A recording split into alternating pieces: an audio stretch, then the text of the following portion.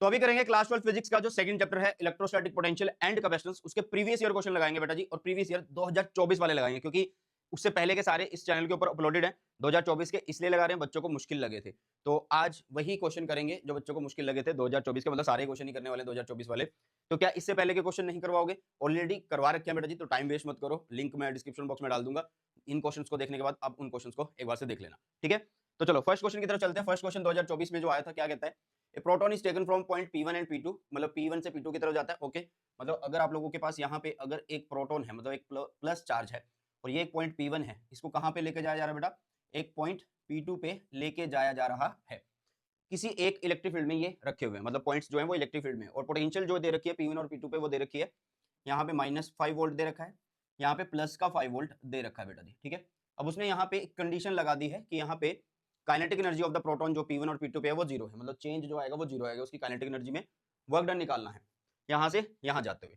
सबसे पहली बात, ये +5 है, ये -5 है, तो electric field is in this direction होगा, ठीक है। अब होगा क्या कि अगर यहाँ पे प्रोटॉन रख दिया तो वो तो इसी दिशा में फोर्स को फील कर लेगा।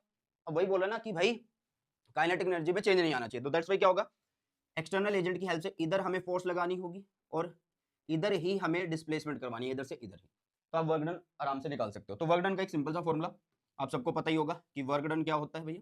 वर्क डन होता है चेंज इन पोटेंशियल, है ना, साथ में जिसको लेके जा रहे हैं चार्ज को उसको लिख देते हैं। तो चेंज यहाँ से यहाँ जा रहे हैं, तो यहाँ पे पोटेंशियल कितना है, +5 माइनस करेंगे इधर वाला पोटेंशियल, यहाँ पे कितना -5, तो -5 +5 हो गया, ठीक है।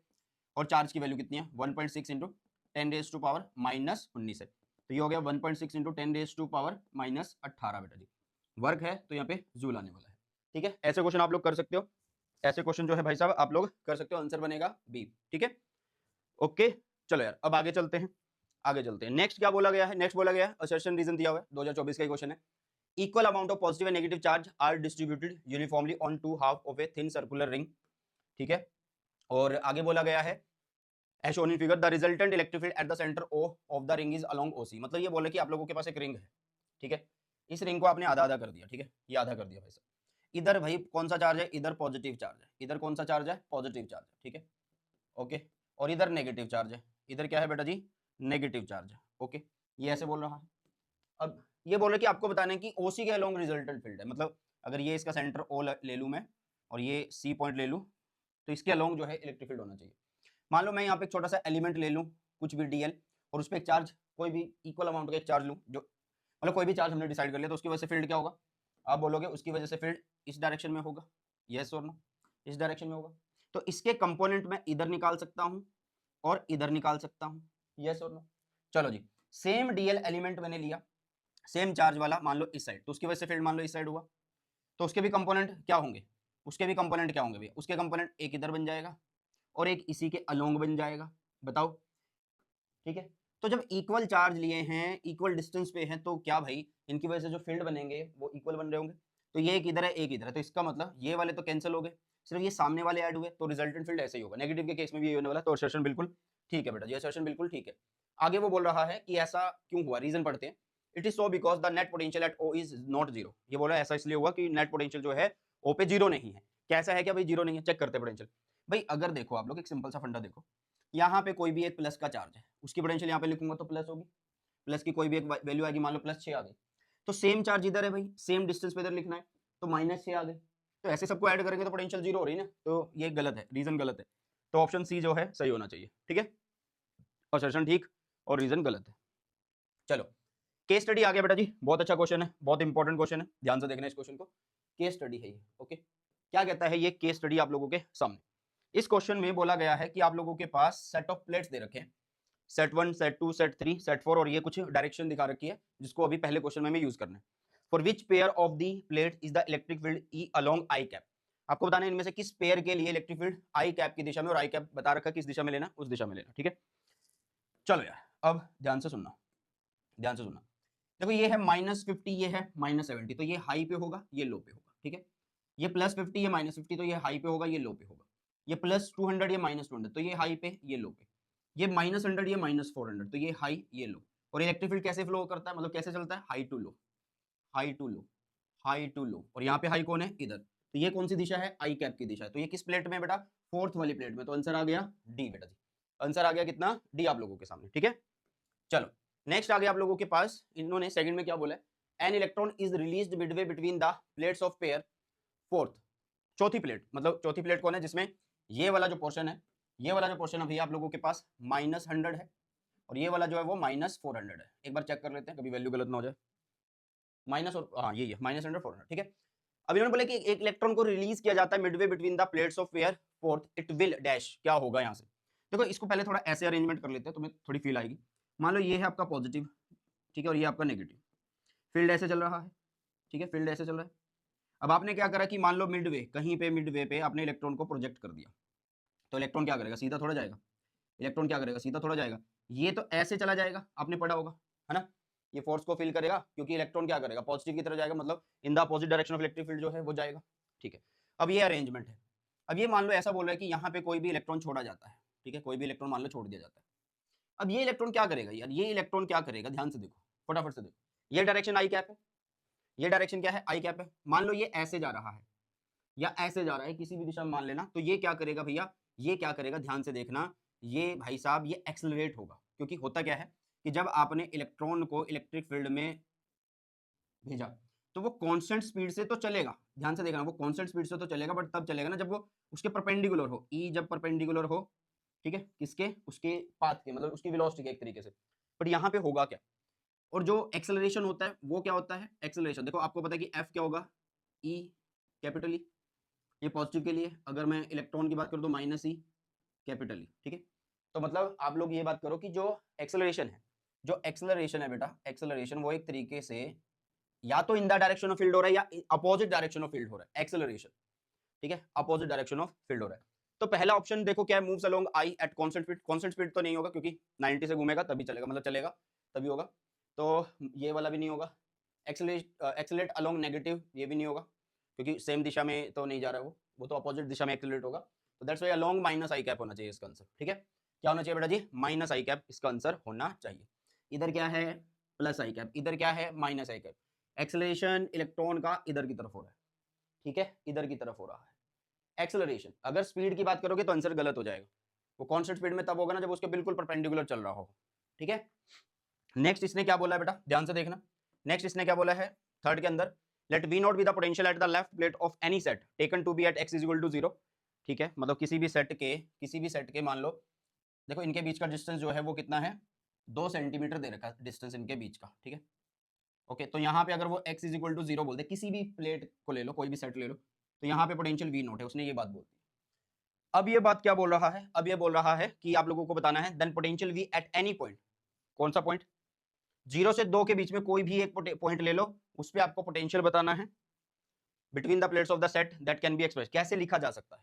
देखो बिल्कुल सिंपल है ये, इसको देख के डरने की जरूरत नहीं है, देखो सिंपल सा फंडा है कि आप लोगों को पता है कि E इज इक्वल टू क्या होता है, देखो एक आपको पता है कि E इज इक्वल टू क्या होता है बेटा जी, E इज इक्वल टू होता है माइनस dv बाई dx होता है या dv बाई dr होता है। अब यहाँ पे इस दिशा में फील्ड है x एक्सिस में, तो x एक्सिस की बात कर रहे हैं, ठीक है, x में या माइनस में है, तो दैट्स व्हाई यहाँ पे x वेरिएबल हम ले रहे हैं, तो E is equal to minus dv by dx, okay. अब अगर आप लोग देखो पहले वाला केस देखो, एक मिनट, हाँ, उसने बोला कि फर्स्ट प्लेट पे, जो फर्स्ट प्लेट है वहां पे x इज इक्वल टू 0 पे जो पोटेंशियल है वो v नॉट है, ठीक है। मैं इसको क्रॉस मल्टीप्लाई करता हूँ तो मुझे मिलेगा dv is equal to minus EDX मिल जाएगा, ठीक है। अगर मैं इसको इंटीग्रेट कर दूं, पोटेंशियल स्टार्टिंग में x इज इक्वल टू 0 पे v नॉट है, बाद में कुछ हो सकता है जो हमें फाइंड आउट करना है, dx, e तो कांस्टेंट है, dx तो मतलब 0 है स्टार्टिंग में, बाद में कितना है 2 है भाई साहब, है ना, बाद में कितना 2 है, तो ये कितना बन जाएगा, या 2 मत लिखो, कुछ भी वो डिस्टेंस बोल रहा है आप x ही लिखो, कुछ भी वो डिस्टेंस बोल रहा है तो आप यहाँ पे x लिख लो, ज्यादा सही रहेगा। तो dv की जब इंटीग्रेशन होगी तो ये बन जाएगा v माइनस v नॉट बेटा जी, ठीक है, क्योंकि dv को जब हम इंटीग्रेट करेंगे इसका मतलब क्या है कि यहाँ पे v की पावर 0 dv लिखा हुआ है, मीन्स पावर में एक ऐड करेंगे, नीचे पावर में एक ऐड करके ऐसे लिख देंगे, मतलब v, और उसके ऊपर फिर लिमिट लगा देंगे, ठीक है। तो v माइनस v नॉट हुआ is equal to e minus e, और ये बन जाएगा x इंटीग्रेशन के बाद, इतना पता ही है।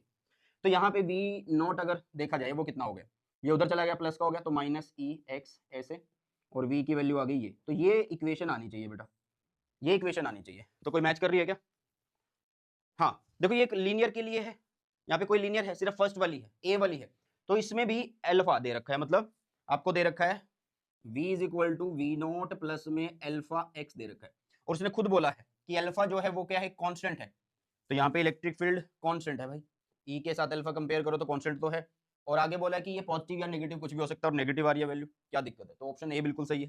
ठीक है भाई, चलो आगे बढ़ते हैं। नेक्स्ट इन्होंने बोला कि E1 E2 E3 E4 जो है वो मैग्नीट्यूड्स हैं इलेक्ट्रिक फील्ड का सारी प्लेट्स के बीच में, तो आपको बताना है कि किसका फील्ड सबसे ज्यादा है या सबसे ज्यादा किसका कम है, एक ऑर्डर बताना है। ठीक है, पहली प्लेट वहीं चलते हैं जहाँ पे प्लेट्स।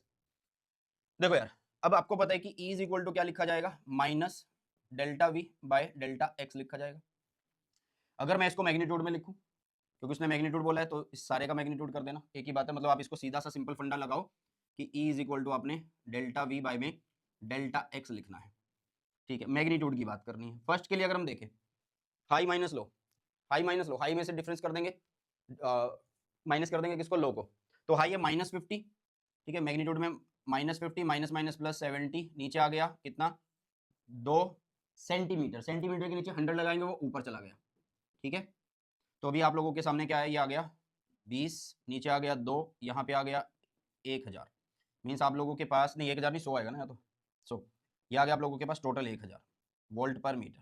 ठीक है, ये फर्स्ट की वैल्यू है। अगर मैं दूसरे की वैल्यू फाइंड आउट करूँ मैग्नीट्यूड में ही, दूसरे की वैल्यू, तो हाई इज 150, दूसरा -50, तो प्लस मतलब 200 हो गया, नीचे वही 2, यहाँ पे 100 आ जाएगा, तो ये बन गया आप लोगों के पास 10,000 वोल्ट पर मीटर। ठीक है, फिर आपके पास 3 वाला लिख देता हूँ मैं। 3 वाला क्या आएगा बेटा, 3 वाला आप लोगों के सामने है 220 हो जाएगा, नीचे 2, यहाँ पे 100।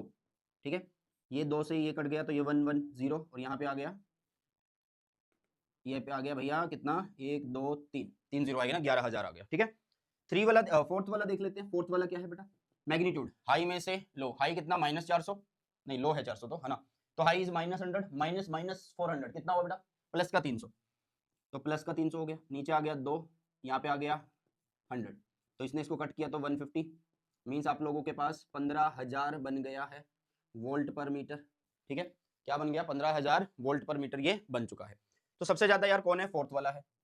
ठीक है, उससे कम कौन है, 3 वाला है, उससे कम कौन है भाई, सेकंड वाला है, और उससे कम कौन है, 1 वाला है। तो ये सीक्वेंस होनी चाहिए, ये रही वो सीक्वेंस आप लोगों के सामने। ठीक है, ये रही वो सीक्वेंस आप लोगों के सामने बेटा। क्लियर है, यस और नो, हाँ जी, ठीक है। चलो, अब यहाँ पे क्या बोला गया कि एक इलेक्ट्रॉन है वो प्रोजेक्ट किया गया from the right plate of set 1 directly. Okay, set 1 की प्लेट्स को बना लेते हैं सबसे पहले। सेट 1 की जो प्लेट्स हैं बेटा, मान लो ये सेट 1 है।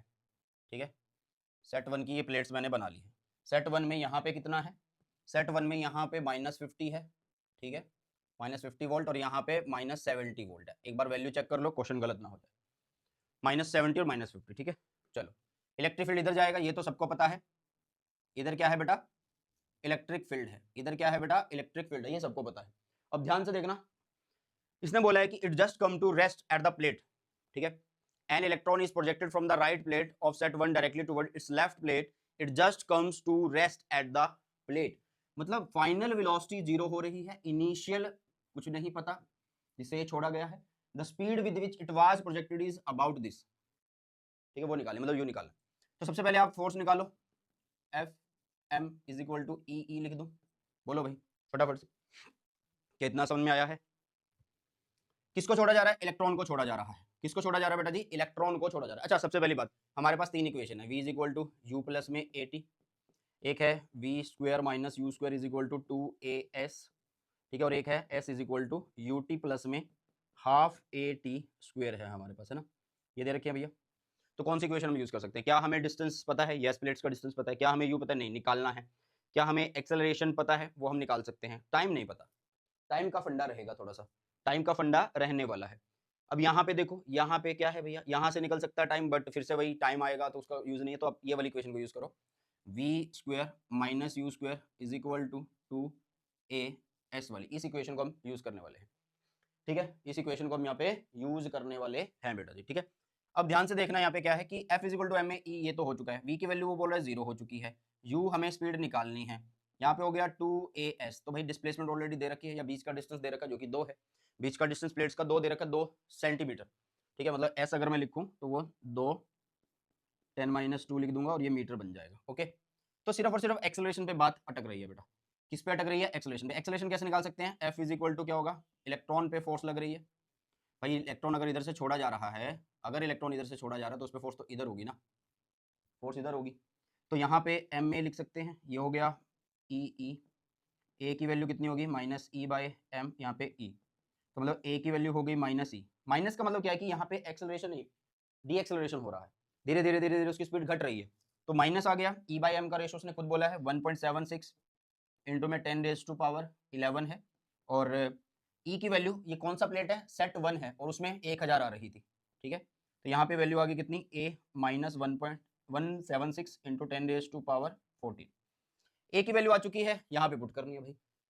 एस आप लोगों को दे रखा है, उसकी वैल्यू भी मैंने लिख दिया इसकी, तो आंसर आप लोगों के पास आ जाएगा घूम फिर के, कौन सा, बी आएगा बेटा, सोल्व करके देख लो, बी आने वाला है, क्योंकि अब यहाँ पे वैल्यू पुट करोगे, जस्ट अ मिनट, 0 का स्क्वायर माइनस यू का square is equal to 2, the acceleration हो रहा है माइनस 1.76 इंटू 10⁻14, और ये डिस्टेंस कितना हो गया, 2 के नीचे 100, वो आ गया -2। इसको सॉल्व करना, आपके पास आंसर आ जाएगा, मेरे अकॉर्डिंग बी आना चाहिए, ठीक है।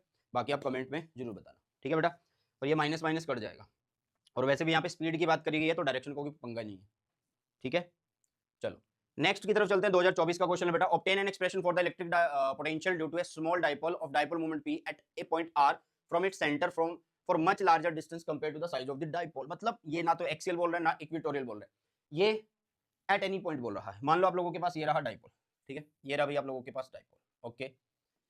इसकी जो डाइपोल मूवमेंट है वो इस तरीके से जा रही है, जो कि पी वेक्टर से मैंने लिख दी। सबसे पहले मैं आप लोगों को बता दूं कि पोटेंशियल अगर एक्सियल के केस में लिखनी है तो वो केपी बाय में आर स्क्वायर होगी, अगर इक्वेटोरियल के केस में लिखनी है तो वो 0 होगी। ये सबको पता होना चाहिए अगर इसको इजी वे में करना है। चलो अभी क्या है, मान लो कि इस पॉइंट पे हमें पोटेंशियल निकालना है, तो आप क्या करोगे, इस पॉइंट का यहाँ पे पहले मिलन कर दो भाई डाइपोल के पॉइंट से, ठीक है, और इसको हमने डिस्टेंस बोल दिया आर, ये क्या हो गया हमारा, आर हो गया। अभी यहाँ पे ये एक एंगल जो हमें लेना होता है वो ऐसे लेना होता है, ध्यान से देखो, ये ऐसे कंसीडर करना होता है। तो इधर पी वेक्टर का अगर मैं कंपोनेंट लिखूं इधर की साइड, तो ये कितना बनेगा बेटा, ये बनेगा पी कोस थीटा। और अगर मैं इधर की साइड लिखूं, मतलब जो इसके बिल्कुल ऐसे परपेंडिकुलर आएगा, वो कितना आने वाला है, वो आने वाला है बेटा जी पी साइन थीटा आने वाला है, ठीक है। अब ध्यान से देखना कि यार, ध्यान से देखना, ये ऐसे डाइपोल हो गया, इस पे ये पॉइंट है, तो ये इसके बिल्कुल परपेंडिकुलर है, तो इस केस के लिए जो पोटेंशियल होगा, मतलब यहाँ पे अगर मैं इक्वेटोरियल के लिए जो पोटेंशियल लिखूंगा वो तो 0 ही आएगी, 0 ही तो होती है, क्या फर्क पड़ता है ना। चलो अब ये एक डाइपोल ऐसे जा रहा है जिसकी dipole moment P cos theta, और उसी पे ये पॉइंट है, तो उसी के लिए एक्सियल पे जो हम अब पोटेंशियल लिखेंगे वो लिखेंगे के पी कोस थीटा। अब ये साथ में आ गया, नीचे आ गया आर स्क्वायर, ठीक है, तो टोटल भी यही आएगी क्योंकि एक तो 0 ही है। तो एट एनी पॉइंट के लिए आपके पास आएगा के पी कोस थीटा बाय में आर स्क्वायर बेटा जी, ठीक है, बाय में आर स्क्वायर, ये रहेगा आप लोगों के पास answer of this question. Clear है इतनी बातें? चलो भाई अब आगे बढ़ते हैं, ठीक है। 2024 में डेरिवेशन है, बच्चे बोलते हैं मुश्किल आया था, है ना, बच्चे बोलते हैं मुश्किल आया था भाई, ये फर्स्ट पार्ट आप लोगों के पास। सेकंड की तरफ चलते हैं, इन्होंने बोला 3 पॉइंट चार्जेस है Q, 2Q and NQ are placed at the vertices of an equilateral triangle. If the potential energy of the system is 0, find the value of n. सबसे पहले आपने ट्रायंगल बना लिया, सबसे पहले आपने ट्रायंगल बना लिया भाई सब, ठीक है। क्या रखा हुआ है ट्रायंगल पे, Q, 2Q and NQ रखे हुए हैं, ठीक है, Q, 2Q and NQ रखे हुए हैं, ठीक है। अब ये बोल रहा है ये कैसा है, इक्विलेटरल ट्रायंगल है, मतलब बराबर लेंथ है। अब ये बोला कि potential energy of the system is 0 है। 3 के केस में कैसे लिखते हैं यार, 3 के केस में ऐसे लिख सकते हैं, देखो U अगर मुझे लिखना होगा इसका, तो पहले क्या लिखूंगा, K, ये चार्ज और इसके बीच के लिख दो, तो ये होगा Q इंटू NQ, बाय में डिस्टेंस कुछ भी मान लेते हैं ये डिस्टेंस, या अगर इन्होंने दे रखा तो वो देख लेते हैं, इन्होंने नहीं दिया होगा तो हम मान लेते हैं कि ये x है, ये x है, ये x है, ये x है, ठीक है। तो यहाँ पे आ गया कितना भाई, x आ गया, ओके, डिस्टेंस ही आता है, स्क्वायर वगैरह नहीं आता। प्लस में हम करेंगे इसके और इसके बीच की, तो कितना आएगा k, कितना आया NQ, साथ में क्या है बेटा 2Q, ओके, नीचे आ गया x, प्लस में करेंगे k, इसके और इसके बीच की लिखेंगे, तो ये होगा 2Q, मतलब पेयर ले रहे हैं हम ये, और ये हो गया Q, नीचे आ गया कितना x। अब उसने खुद बोल दिया कि पोटेंशियल एनर्जी यहाँ पे 0 है भाई साहब। देखो यार सबसे पहली बात तो यहाँ पे सिर्फ बचेगा क्या, x, ये भी खत्म हो गया, उधर मल्टीप्लाई करो 0 हो गया, उधर इनको ये के सब कॉमन आ रहे हैं, है ना, तो यहाँ पे सिर्फ बचेगा क्या, यहाँ पे बचेगा कि ये 0 अगर मैं कर दूं, यहाँ पे बचेगा NQ स्क्वायर, ठीक है, NQ स्क्वायर, प्लस में बचेगा क्या 2NQ स्क्वायर, ठीक है, और यहाँ पे क्या बचेगा प्लस में 2Q स्क्वायर, प्लस में 2Q स्क्वायर, ये बचने वाला है, ओके, यही बचेगा। अब आप लोगों को वो बोल क्या रहा है कि आपको किसकी वैल्यू फाइंड आउट करनी है बेटा जी, आपको वैल्यू फाइंड आउट करनी है एन की। देखो ये एन क्यू स्क्वायर, ये एन क्यू स्क्वायर, क्या ये 3 हो गए हैं, ये 3 एन क्यू स्क्वायर हो गया और ये प्लस में 2 क्यू स्क्वायर हो गया है। मतलब यहाँ पे आप लोग लिख सकते हैं क्या कि -3 NQ² इज इक्वल टू कितना है, 2Q² है। ठीक है, क्यू स्क्वायर से क्यू स्क्वायर कैंसिल हो रहा है तो एन की वैल्यू -2/3 आ रही है बेटा जी। तो ये है हमारे पास वैल्यू, मतलब ये एन की वैल्यू का मतलब है कि ये चार्ज की वैल्यू आपने निकाल दी है, -2/3 यहाँ पे चार्ज है, ये -2/3 क्यू के साथ मल्टीप्लाई होगा। ठीक है, चलो ये हो चुका है ना, आगे बढ़ते हैं। नेक्स्ट बेटा draw equipotential surface for an electric dipole. चलो डाइपोल बना लो, बिल्कुल सिंपल, ये रहा डाइपोल। ठीक है, डाइपोल में मान लो ये रहा आप लोगों के पास कौन सा चार्ज भाई, मान लो ये पॉजिटिव चार्ज है, ये आपका नेगेटिव चार्ज है। ठीक है, पॉजिटिव, कैसे लिखो इसको, यहीं पे लिख देते पॉजिटिव, ये नेगेटिव। सबसे पहला काम क्या होता है, कभी भी बनाओ फील्ड को, मतलब डाइपोल इक्विपोटेंशियल सरफेसेस को बनाओ तो पहले फील्ड लाइंस बना दो। फील्ड निकलेगा, फील्ड निकलेगा, इधर जाएगा, फील्ड निकलेगा, नेगेटिव में जाएगा, फील्ड निकलेगा, नेगेटिव में जाएगा, फील्ड निकलेगा, नेगेटिव में जाएगा। ठीक है, यहाँ ऐसे कर दो, यहाँ ऐसे कर दो, ठीक है, यहाँ ऐसे कर दो, यहाँ ऐसे कर दो। ठीक है, तो ऐसे बना दो बहुत सारी लाइनें। ठीक है, तो आप लोग ध्यान से देखो यार, होगा क्या, होगा क्या। अभी क्या है कि जिस साइड फील्ड कम होगा, जिस साइड फील्ड कम होगा ना, वहां पे आप लोगों ने करना क्या है, वहां पे आप लोगों ने करना क्या है, वहां पे आप लोगों ने ऐसे जैसे सर्कल बनाना, देखो इक्विपोटेंशियल सरफेस बनाना है तो एक सर्कल बनाने ऐसे, फिर एक और बना दिया मान लो मैंने ऐसे। ठीक है, थोड़ा सा इसको एडजस्ट कर लेते हैं। ठीक है, ऐसे चलते जाएंगे, ये इधर भी बना दो। अब देखो होगा क्या कि इक्विपोटेंशियल सरफेस जो है ना वो इधर से बराबर है, ये छोटा बड़ा बना है, कोई बात नहीं है, क्योंकि जहाँ पे फील्ड कम है वहाँ पे ये इक्विपोटेंशियल सरफेस दूर दूर बनाने आप लोगों को, तो इस तरीके से आप बना सकते हैं इक्विपोटेंशियल सरफेस बेटा। ठीक है, नेक्स्ट क्या है इसके अंदर, इसी के अंदर दूसरा बेटा 2 point charges Q1 and Q2 are located at R1 and R2 respectively in an external electric field E, obtain an expression for the potential energy of the system. ध्यान से देखो भाई, इलेक्ट्रिक फील्ड में रखे हुए हैं, आपको एक्सप्रेशन निकालना भाई। इसका मतलब तो ये है ना कि मान लो जैसे इन्फिनिटी पे आपने Q1 और Q2 रखा हुआ, ठीक है, और यहाँ पे एक एक्सटर्नल फील्ड है, एक्सटर्नल फील्ड है, ध्यान से देखना, यहाँ पे क्या है, एक एक्सटर्नल फील्ड है, ऑलरेडी एक एक्सटर्नल फील्ड है। ठीक है, ऑलरेडी एक एक्सटर्नल फील्ड है बेटा जी, है ना। तो अभी हमें करना क्या है, ध्यान से चीजों को समझो। अब वो बोला कि Q1 को लाए तो एक्सटर्नल फील्ड में हम R1 किस पे लेके आए, R1 पोजीशन वेक्टर पे ले आए। यहाँ पे कौन है भाई, यहाँ पे Q रखा हुआ है। ठीक है, Q1 रखा हुआ है, तो इसका मतलब आपको पहली बार में काम करना पड़ेगा। क्यों करना पड़ेगा, क्योंकि भाई जो आपका एक्सटर्नल फील्ड है वो पोजीशन R वेक्टर पे पोटेंशियल लगा रहा है, किसके ऊपर, Q1 के ऊपर।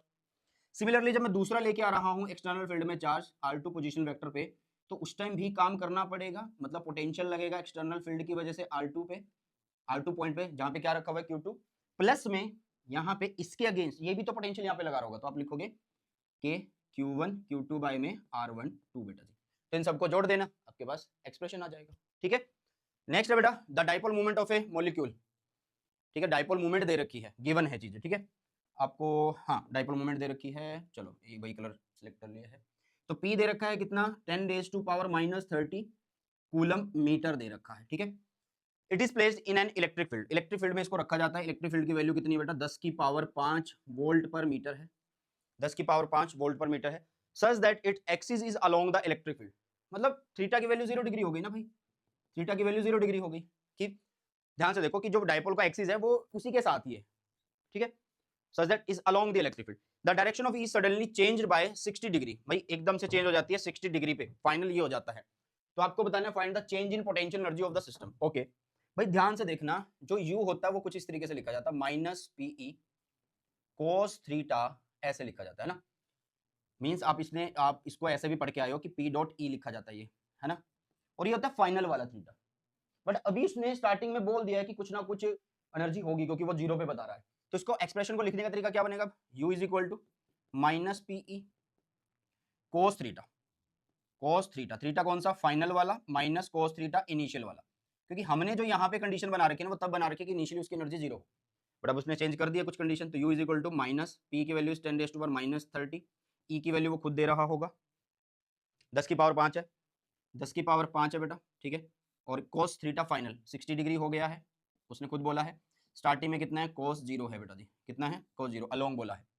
तो ये बन गया 10⁻⁻25, है ना, 10⁻⁻25 बन चुका है। ये क्या बन चुका बेटा, 10⁻⁻25। अभी ध्यान से देखो, cos 60 इज 1/2 होगा, ये -1 होगा ना, cos 0 इज 1।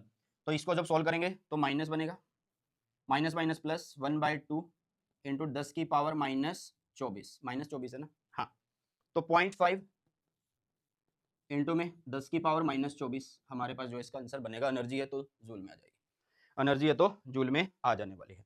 तो इसको आप 5 की पावर मतलब आप इसको ऐसे भी लिख सकते हो कि अगर मैं यहाँ पे ऊपर नीचे मल्टीप्लाई कर दूं, मतलब इसको और भी चेंज किया जा सकता है। 5 में लिखना तो पावर के साथ छेड़खानी की जा सकती है, कोई दिक्कत वाली बात नहीं है। ठीक है, तो ये आंसर है। ओके, कोई दिक्कत इतने में?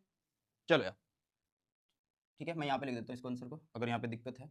0.5 इंटू 10⁻⁻24 जूल है। ठीक है, तरीका यही है। अगर बाई चांस कहीं पे कैलकुलेशन में भी मिस्टेक होती है भाई, तो वो खुद से कर सकते हो तुम, बिल्कुल सेम तरीका है और कोई भी बदलाव नहीं आने वाला। ठीक है, ओके, माइनस माइनस ऑलरेडी वो प्लस हो चुका है, क्योंकि यहाँ से माइनस जो आएगा वो माइनस कर देगा। -30 था, 25 हो गया।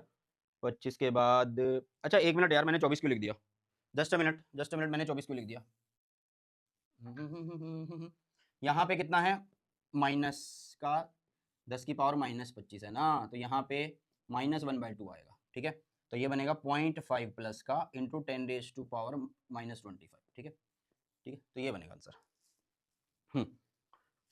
यस यस, यही बनने वाला है, और तो कुछ इसमें बनेगा ही नहीं, क्योंकि अगर आप इसको चेंज करना चाहते हो फर्दर चेंज कर सकते हो। ओके, चलो, तो ये तीनों टाइप हो गई हैं। नेक्स्ट चलते हैं यार एक और क्वेश्चन की तरफ। एन आइसोलेटेड कंडक्टर है with A cavity has a net charge this, मतलब आप लोगों के पास एक आइसोलेटेड कंडक्टर दे रखा है। ठीक है, उसके ऊपर नेट चार्ज कितना है? प्लस क्यू का चार्ज है भाई, ध्यान से देखना। उसने बोला कि यहाँ पे कैविटी भी है इसके अंदर, विद ए कैविटी। मान लो यहाँ पे कैविटी है, खाली जगह है, खाली स्पेस है। A point charge plus Q is inside the cavity, यहाँ पे प्लस क्यू एक चार्ज है इनसाइड द कैविटी। तो वो बोल रहा है कि चार्जेस ऑन द कैविटी, मतलब कैविटी वॉल के ऊपर, एंड द आउटर सरफेस क्या होने वाला है? भाई सिंपल है, ये प्लस है तो यहाँ पे नेगेटिव क्यू बराबर वाला इंड्यूस करेगा। ठीक है, नेगेटिव क्यू बराबर वाला इंड्यूस करेगा। और जब एटम, सॉरी कंडक्टर दे रखा है, तो वो आइसोलेटेड भी बोला और ये न्यूट्रल रहना चाहिए, तो इतना ही चार्ज वहां पे अपोजिट वाला प्रोड्यूस हो जाएगा। तो टोटल चार्ज बाहर वाले सरफेस पे कितना? आउटर सरफेस पे, आउटर सरफेस पे कितना होने वाला है? क्यू प्लस क्यू होने वाला है। और इनर सरफेस पे, मतलब कैविटी वॉल पे, माइनस क्यू होने वाला है। तो सी ऑप्शन बिल्कुल सही है। ठीक है, चलो नेक्स्ट हमारे पास क्या है? 2024 का क्वेश्चन है बेटा जी। नेक्स्ट हमारे पास क्या कहता है? Obtain the expression for the capacitance of A parallel plate capacitor with dielectric medium between them. Okay, बिल्कुल सिंपल सा है भाई। आप लोगों को करना क्या है? देखो, आप लोगों को करना क्या है, ये प्लेट्स ले लिया आपने। ठीक है, दोनों के बीच में डिस्टेंस तुम्हें सबसे पहले बता दूं कि कैपिटल डी है। इस पे मान लो प्लस क्यू चार्ज है, इस पे मान लो माइनस क्यू चार्ज है ना। और एरिया ऑफ प्लेट ए है। ईच प्लेट का जो एरिया है भाई वो कितना है? ए होने वाला है। ठीक है, ईच प्लेट का जो एरिया है वो ए होने वाला है बेटा जी। Just a minute, just a minute, just a minute, क्या बोल रहे हैं भाई?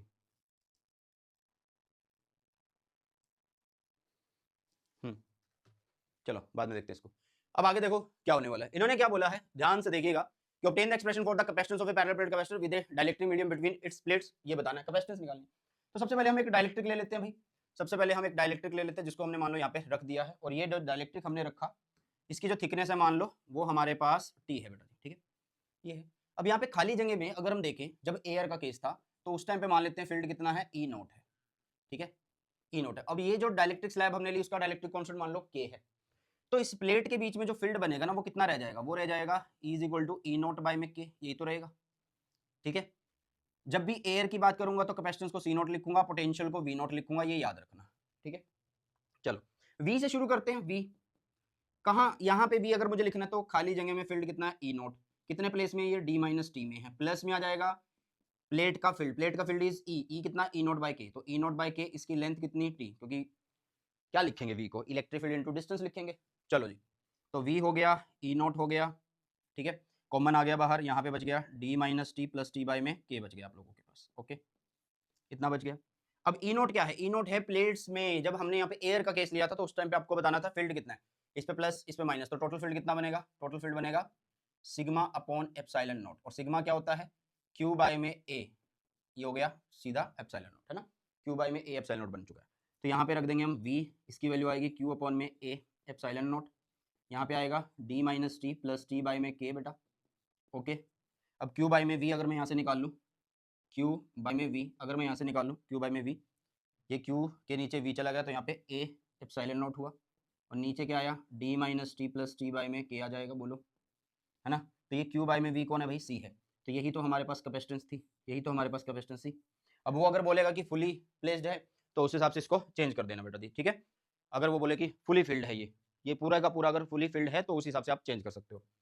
नेक्स्ट इसने बोला है a charge of 6 microcoulomb is given to a hollow metallic sphere of radius 0.2 metre, मतलब एक होलो मेटेलिक स्फीयर है, ठीक है, कुछ इस तरीके से मान लो ये होलो मेटेलिक स्फीयर है भाई, ठीक है, इसको हमने एक चार्ज दे दिया है 6 माइक्रोकूलम का दे दिया है, और इसका जो रेडियस है, इसका रेडियस है 0.2, ठीक है, मीटर में ही, ओके। अब ये बोला फाइंड द पोटेंशियल वन मतलब first part at the surface, तो सरफेस पे निकालने के क्या लिखेंगे, के जो चार्ज दिया हुआ है वो लिखेंगे और उसका रेडियस लिख देंगे भाई, रेडियस लिख देंगे, तो v इज इक्वल टू वही k की value 9 into 10 raise to power 9 और q की वैल्यू कितनी है बेटा 6 इंटू 10 रेज टू पावर -6, ठीक है, और r की वैल्यू कितनी है 2.2, तो 0.2 में आप इसको ऐसे लिख लो, पॉइंट का जो मतलब 0.2 उसका 10 ऊपर लगा दिया तो 2 बन गया नीचे, है ना, तो इसने इसको कट किया 5 हो गया, 5 ने मल्टीप्लाई कर लिया कैसे कैसे, ये बनेगा v is equal to 270 into में 10 रेज टू पावर, देखो 9 6 और 5 मल्टीप्लाई होंगे, 6 और 5 मल्टीप्लाई 30, 30 और 9 27, 270 और इसमें 9 है, ये -6 है ना, तो 3 आना चाहिए बेटा वोल्ट। अब वो बोल रहा है at the centre of the sphere, at the centre of the sphere, अंदर भाई इलेक्ट्रिक फील्ड 0, तो पोटेंशियल भी तो सेम ही रहेगी, सेंटर पे पूछो सरफेस पे पूछो सेम ही पोटेंशियल आने वाला है, ठीक है।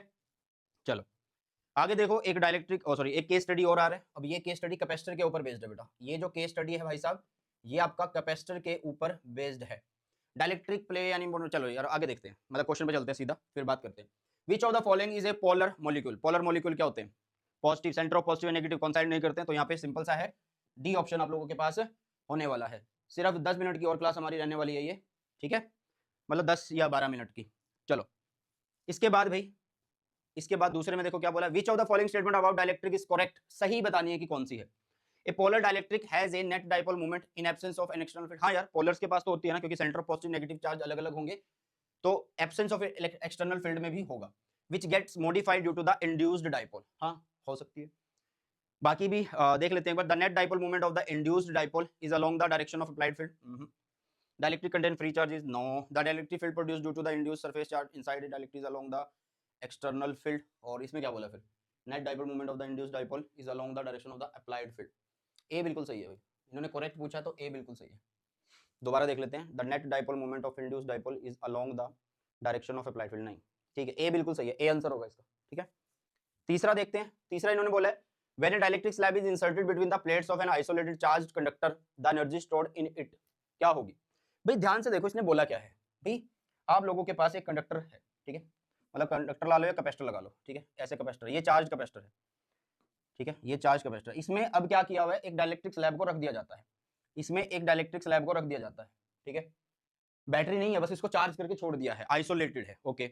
आपको एनर्जी बतानी है इसमें कैसी होगी, देखो एनर्जी अगर हम लिखें, एनर्जी बनेगी हाफ CV², अगर मैं लिखूं, देखो C जो होगा वो तो इंक्रीज हुआ है पहले से, क्योंकि आपने इसको रखा है यहाँ पे डाइलेक्ट्रिक स्लैब को लगाया, अगर इसका डाइलेक्ट्रिक स्लैब का कांस्टेंट K है, बट V यहाँ पे घटा है पहले के मुकाबले, यहाँ पे V तो घटेगा ना भाई, क्योंकि बैटरी तो है ही नहीं ना, बैटरी तो हटा रखी है, इसको चार्ज करके अलग रख रखा है, तो आप यहाँ पे रखो, तो ये बनेगा U 1/2, C की वैल्यू इज KC0, यहाँ पे V² की वैल्यू इज V² बाय में K², K से ये कट गया, तो आपके पास आया हाफ C0 V0 का स्क्वायर और नीचे आ गया K, जो ये हाफ C0 V0 आया ना भाई, हाफ C0 V0 का स्क्वायर आया, ये तो U आया है, मतलब जब डाइलेक्ट्रिक स्लैब को रखा नहीं था, तो इसका मतलब U की वैल्यू U0 बाय में K आ चुकी है, तो आप बोल सकते हो कि क्या हुई है, क्या हुई है, इन्होंने पूछा था the when dielectric slab is inserted between the plates of isolated charge capacitor the energy stored, energy stored क्या होगी, energy increases and the electric field inside it also increases, नहीं डिक्रीज होगी, हाँ, और इलेक्ट्रिक फील्ड आल्सो डिक्रीज होगा, yes electric field भी तो decrease होता है ना, E is equal to E0 रखते हैं,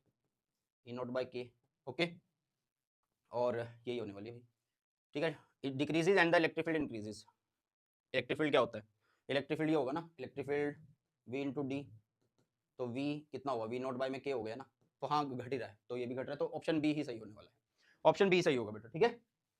चलो नेक्स्ट, बहुत अच्छा क्वेश्चन है, इसी में केस स्टडी में, an air field capacitor with a plate area A and plate separation D has capacitance C0, a slab of dielectric constant K, area A and thickness D/5 is inserted between the plates, the capacitance of the capacitor will becomes, okay।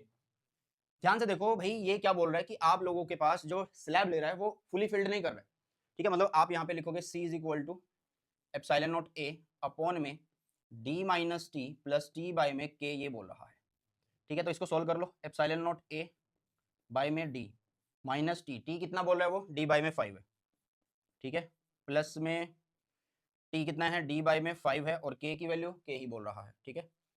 जब यहाँ पे air थी, जब यहाँ पे air थी तो capacitance C not थी, इसने खुद बोला, मतलब सी नॉट थी उस टाइम पे, कैपेसिटेंस मतलब एप्सिलॉन नॉट ए बाई में डी को हम ऐसे लिख सकते हैं, जब डाइलेक्ट्रिक स्लैब भी नहीं लगाई थी, ठीक है। इसको सोल्व करो कितना बनेगा यार, इसको सोल्व करो कितना बनेगा, ये बनेगा एप्सिलॉन नॉट ए तो ऐसे कैसे दे रखा है, नीचे आप एलसीएम ले लो, एलसीएम विल बी 5 के, है ना, ऊपर क्या बना यहाँ पे, तो 5 के डी आ जाएगा, के नहीं 5 के साथ में डी, हाँ यहाँ पे -5 है तो के डी आ गया, प्लस में यहाँ पे डी आ गया, ठीक है। 5 के डी माइनस के डी इज 4, तो यहाँ पे बना एप्सिलॉन नॉट ए, यहाँ पे बनेगा बेटा जी 4 के डी ओके, प्लस डी, ये 5 के को ऊपर भेज सकते हैं हम, है ना, 5 के को ऊपर भेज सकते हैं, ठीक है, 5 के को ऊपर भेज दिया। अब यहाँ पे आप लोग डी को कॉमन ले लो, इसमें नीचे से डी को कॉमन ले लो, तो बचेगा epsilon not a upon D, तो आ गया बाहर, और ये बन गया 4 के + 1, और ऊपर है 5 के, ठीक है।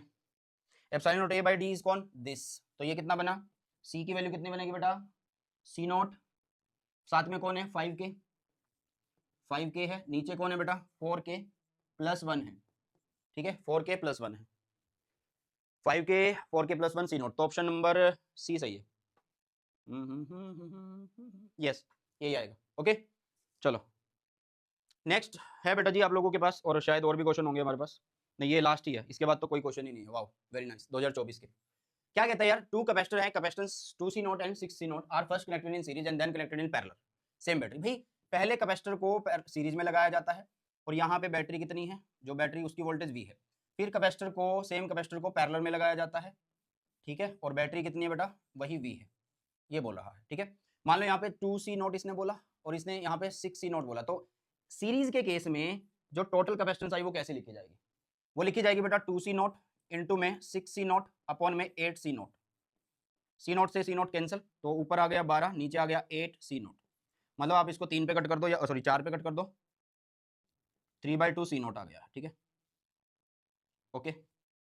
अब इधर आ जाओ, इधर ये 2C नॉट है, ये 6C नॉट है, अब भाई यहाँ पे पैरेलल में कैपेसिटेंस कितनी बनी, पहले देखो 8 बन गई ना, सीधे ऐड हो जाएंगे, बोल क्या रहा है, the ratio of the energy stored series to parallel, भाई सीरीज में एनर्जी कैसे लिखी जाएगी, मान लो सीरीज में अगर मैं एनर्जी ऐसे लिख दूं, हाफ, टोटल कैपेसिटेंस कितनी है, टोटल कैपेसिटेंस ये है, ठीक है, तो ये बनेगा आप लोगों के पास 3/2 C नॉट, V की वैल्यू कितनी है, सेम है भाई, V है, V² हो गया, तो ये बन गया आप लोगों के पास US की वैल्यू कितनी, 3/4 C नॉट V का स्क्वायर बन गया है, पहली इक्वेशन। दूसरी इक्वेशन क्या है बेटा, दूसरी इक्वेशन क्या है, दूसरी इक्वेशन है U पैरेलल कितना 1/2, ठीक है, और साथ में अब कैपेसिटेंस कितनी है, हाफ CV² से कर रहे हैं, तो हाफ मतलब C मतलब C नॉट V का स्क्वायर, 2 चौके 8, ठीक है, अगर ऐसे लिखना ऐसे लिख दो, मतलब अगर आप इसको ऐसे लिखना चाहते हो ना 8/2 लिख लो, कोई दिक्कत नहीं है, वो तो रेशियो में कट जाएगा। अब आपको US बाई में UP निकालना है, तो ये बनेगा कितना 3/4 C नॉट कितना है V का स्क्वायर है, ये 8C नॉट V का स्क्वायर, जो 4 था वो ऊपर चला गया, 4 है 2 है, सॉरी 2 है, तो CV नॉट मतलब C नॉट V² कट गया, और ऊपर बना 6, नीचे बना 32, मतलब 16, 3/16 US बाई UP, ये आ रहा भाई, तो डी आंसर, ठीक है बेटा, हाँ 2 पे कट कर दिया ना, ओके। चलो तो ये है भाई साहब आपके 2024 का क्वेश्चन, वीडियो थोड़ा सा बड़ा रहा होगा, बट हमने डिटेल में इसको किया गया है, ठीक है, बट मैं थोड़ी सी स्पीड बढ़ा दूंगा ताकि आपका टाइम बच जाए। तो इसके बाद आएगा आपका चैप्टर नंबर 3, ठीक है, तो जल्दी से पढ़िए, मिलते हैं नई वीडियो में, और किस तरीके की वीडियो चाहिए कमेंट सेक्शन में बता के जाना। सो बॉय टेक केयर,